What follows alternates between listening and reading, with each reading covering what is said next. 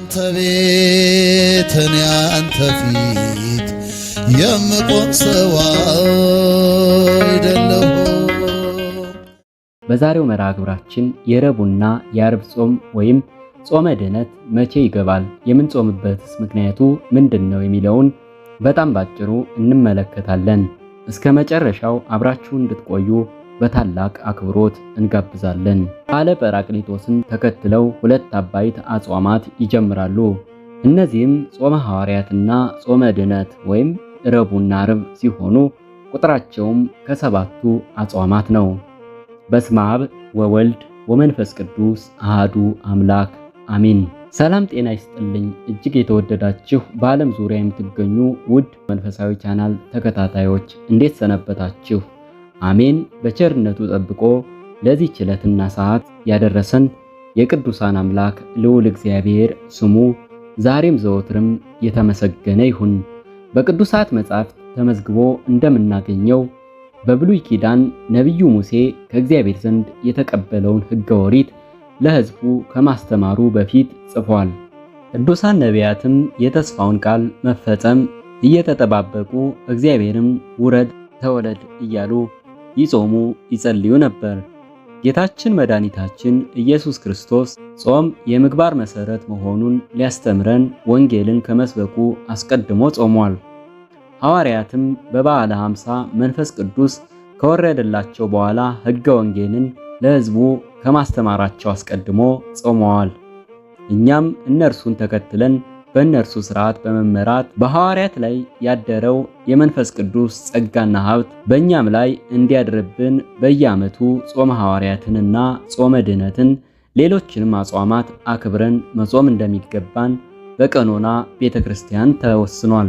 ጾመ ሐዋርያት ቅዱሳን ሐዋርያት መንፈስ ቅዱስን ተቀብለው በመላው ዓለም ተዘዋውረው ወንጌልን ከመስበካቸው በፊት የጾሙት ጾም ነው።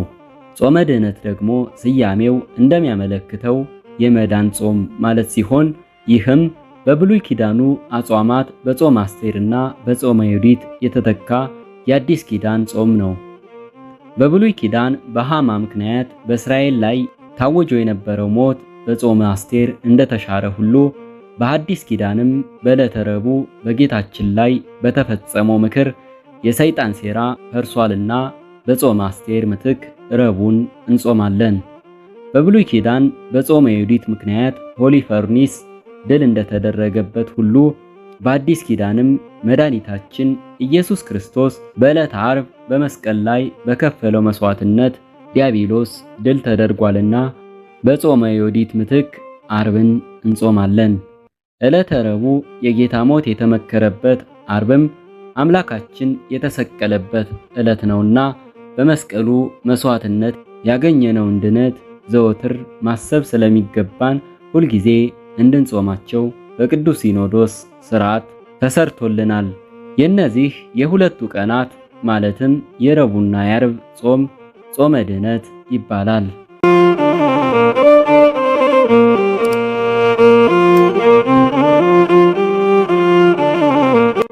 በአጠቃላይ ጾመ ሐዋርያትና ጾመ ድኅነት እንደ ጾመ ነነዌና ዐቢይ ጾም የበዓላትና የአጽዋማት ማውጫ ቀመርን ተከትለው የሚመጡ ከሰባቱ አጽዋማት መካከል የሚመደቡ የጾም ጊዜያት ናቸው። የጾመ ሐዋርያት ፋሲካ ወይም መፈጸሚያው የቅዱስ ጴጥሮስና የቅዱስ ጳውሎስ በዓለ ዕረፍት ወይንም ሐምሌ 5 ቀን ሲሆን ጾመ ድኅነት ግን ከበዓለ ሃምሳ በስተቀር ዓመቱን ሙሉ የሚጾም ጾም በመሆኑ ፋሲካው በዓለ ትንሣኤ ነው። በዚህ ዓመት ጾመ ሐዋርያት በሚቀጥለው ሳምንት ሰኞ ሰኔ 17 ቀን፣ ጾመ ድኅነት ደግሞ ረቡዕ ሰኔ 19 ቀን ይጀምራሉ። በመሆኑም የምንጠቀመው በራሳችን መልካም ተግባር የምንወቀሰውም በራሳችን መጥፎ ድርጊት መሆኑን ተረድተን ይሄ የቄሶች ይሄ የመነኮሳት ነው የሚል ሰበብ ሳንፈጥር ሁላችንም በአንድነት ብንጾማቸው ከእግዚአብሔር ዘንድ የምናገኘው ጸጋና ሀብት ይበዛልናልና ራሳችንን ለጾም እናዘጋጅ። በየዓመቱ ጾመ ሐዋርያት ሰኞ ከገባ ጾመ ድኅነት ወይም የረቡዕና የዓርብ ጾም ደግሞ በሚቀጥለው ረቡዕ ይገባል ማለት ነው። ይህ ሁልጊዜ የማይለወጥ የቤተ ክርስቲያን ሥርዓትና ቀኖና ነው። ስለዚህ ሁላችንም ከጾሙ በረከትና ረድኤት እናገኝ ዘንድ እንድንጾም ያስፈልጋል ማለት ነው። ይህንን እንድናደርግ የአምላካችን የመድኃኒታችን የኢየሱስ ክርስቶስ መልካም ፈቃድ ይሆንልን። የተወደዳችሁ የቻናላችን ቤተሰቦች በዛሬው አጭር መርሃ ግብራችን ስለ ጾመ ድኅነት ይህንን አልን። በቀጣይ ደግሞ በሌላ መርሃ ግብር እንገናኛለን። እስከዚያው ድረስ ቪዲዮውን ላይክ በማድረግ እንዲሁም ለሌሎች እንዲደርስ በማጋራት እንድታግዙን፣ ለቻናሉ አዲስ የሆናችሁ ወይንም ዛሬ ይህንን ቪዲዮ የምትመለከቱ ደግሞ ቻናሉን ሰብስክራይብ በማድረግ ቤተሰብ እንድትሆኑ የደወል ምልክቷን ተጭናችሁ ከዚህ በኋላ የምንለቃቸውን እንዲህ አይነትና የተለያዩ መርሃ ግብሮች እንዲደርሳችሁ ማድረግ ትችላላችሁ። ስለነበረን ጊዜ ሁሉ እጅግ ከልብ እናመሰግናለን።